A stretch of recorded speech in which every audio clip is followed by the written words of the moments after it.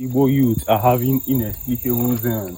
Men enwere call with fan afo since I'm a beef Agwu. Person go wake up, start to the drop and CBD out of thin air. Person go wake up, start to give medicine without any prior training. Person go just wake up, start to wafa. Na wo gidi na agwa mmadu. Oli okwonse na agwu na agwa mmadu.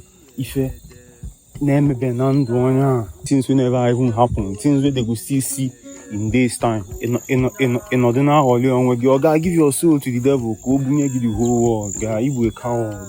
Coward kid. I see your name. Imalife actually melugaba. Don't double in it. In a bar agwo. See I work there agwo. So if I was a form wagi nebuzi a brainwashed, a brainless confession the chosen. Yamadu kosi myself. Malu green apron na cock on ye buaisi. With manu. Afuya. A Janoma, a joke, but I just give myself. You see, can I about that was. Yo, Mars, no more, no. Remember that I'm very accessible. I am your DVR consultant. So hit me up if you've got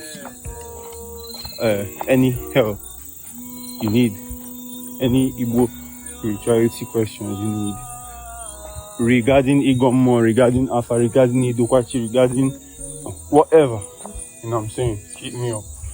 I'm consult for you. My consultancy fee is reasonable for now.